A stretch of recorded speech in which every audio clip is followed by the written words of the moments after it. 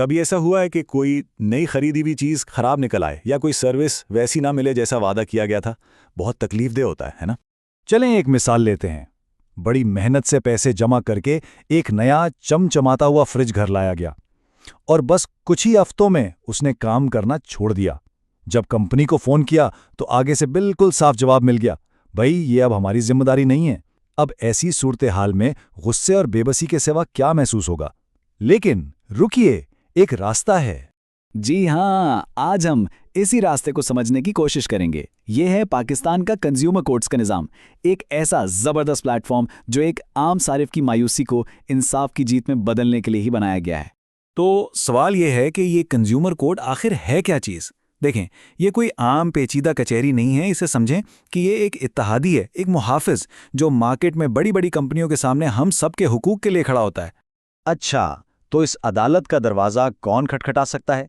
बिल्कुल सीधी सी बात है, हर वो शख्स जो एक सारिफ यानी कि कंज्यूमर है। और कंज्यूमर कौन होता है? अरे कोई भी शख्स जो अपने ज़ाती इस्तेमाल के लिए, याद रखें, आगे बेचने के लिए नहीं, कोई चीज़ खरीदे या कोई सर्विस हासिल करे, यानी हम जैसे आम खरीदार। तो चलिए अब आते हैं असल बात पर।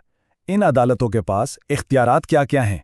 ये कहाँ तक मदद कर सकती हैं और कौन से मामलात इनके दायरे कार से बाहर हैं, ये जानना बहुत ज़रूरी है। देखिए, दायरा इख्तियार को समझना सबसे अहम है। कंज्यूमर कोर्ट्स किस चीज़ के लिए हैं? नाकिस चीज़ों के लिए, घटिया सर्विसेज के लिए, ज़्यादा कीमत वसूलने पर, या फिर गुमराहकुन इश्तिहारात जैसे मसाइल के लिए। हत्ता कि अगर वारंटी का मसला है तो भी रास्ता यही है। लेकिन हाँ, एक बात याद रखें, फौजदारी, खानदानी या ज़मीन जायदाद के झगड़े इन अदालतों में नहीं सुने जाते। इनका काम सिर्फ और सिर्फ खरीदार और बेचने वाले के दरमियान तनाज़ा हल करना है।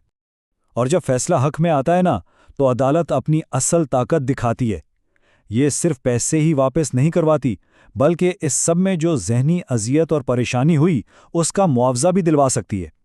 अदालत कंपनी को चीज़ बदलने, खराबी ठीक करने और यहाँ तक कि मुकदमे पर उठने वाले सारे के सारे खराजात अदा करने का हुक्म भी दे सकती है। सोचिए, ये सब सुनने में तो बहुत ज़बरदस्त लगता है, लेकिन जहन में सवाल फौरन आता है कि भाई, इस इंसाफ को हासिल करने का तरीका क्या है? क्या यह अमल बहुत पेचीदा और लंबा होगा? जवाब है बिल्कुल नहीं। चलें इस पूरे प्रोसेस को बिल्कुल आसान मरहलों में तोड़कर समझते हैं। देखिए, प्रोसेस सिर्फ 4 कदमों का है। पहला कदम, कंपनी या दुकानदार को एक कानूनी नोटिस भेजना और उन्हें जवाब के लिए 15 दिन का वक्त देना। अच्छा, अगर वो नहीं मानते तो फिर आता है दूसरा कदम, अपनी शिकायत तैयार करना। इसमें सारी तफसील लिखें और सबूत जैसे रसीद, वारंटी कार्ड सब साथ लगाएं। तीसरा कदम, ये शिकायत अपने जिले की कंज्यूमर कोर्ट में जमा करवाना। और चौथा, आखिरी मरहला, अदालती कार्रवाई, जहां जज दोनों पार्टियों को सुनकर फैसला सुनाता है। बस इतना सा काम है। हाँ, एक बात का खास ख्याल रखना है और वो है वक्त।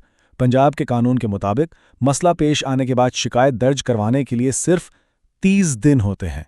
सिर्फ 30 दिन। ये टाइमलाइन बहुत बहुत अहम है, इसे बिल्कुल ज़ाया नहीं करना। चलें, अब इस सारे प्रोसेस को बेहतर समझने के लिए वापस चलते हैं उसी फ्रिज वाली मिसाल पर जिसकी बात हमने शुरू में की थी। याद है ना, उस फ्रिज की कीमत थी 80,000 रुपये। 80,000! ये मेहनत से कमाई हुई रकम है और इसका इस तरह ज़ाया हो जाना किसी के लिए भी नाकाबिले बर्दाश्त है। तो इस केस में सारिफ अदालत से क्या मुतालबा कर सकता है? जाहिर है, सबसे पहले तो अपने 80,000 रुपये की वापसी, फिर उस सारी भाग दौड़ और जहनी अजियत का मुआवजा।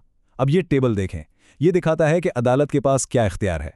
वो न सिर्फ पूरी रकम वापस दिलवा सकती है, बल्कि हर्जाना और मुकदमे का खर्चा भी अदा करवा सकती है। ये है असल इंसाफ। अच्छा, प्रोसेस तो समझ आ गया, लेकिन केस जीतने के लिए इसे मजबूत कैसे बनाया जाए? कुछ सुनहरी उसूल हैं जिन पर अमल करके इंसाफ का हुसूल यकीनी बनाया जा सकता है। एक सवाल ये भी उठता है कि भाई, आम अदालतों के बजाय कंज्यूमर कोर्ट ही क्यों? इसके फायदे बिल्कुल साफ हैं। यहां कार्रवाई बहुत तेज है, आम अदालतों से कहीं तेज। कोर्ट फीस ना होने के बराबर है। माहौल सारिफ के लिए दोस्ताना होता है और सबसे बढ़कर ये एक आम सारिफ को बड़ी से बड़ी कंपनी के सामने खड़ा होने की हिम्मत और ताकत देती है। तो अपने केस को बुलेट प्रूफ बनाने के लिए कुछ चीजें लाजमी हैं। ये है जीतने का सामान। नंबर 1, असल रसीद हमेशा संभाल कर रखें।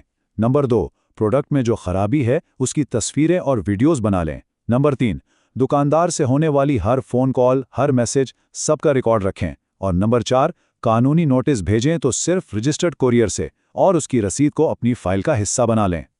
एक बात हमेशा याद रखें, अदालत में जुबानी दामों से ज्यादा कागज बोलता है।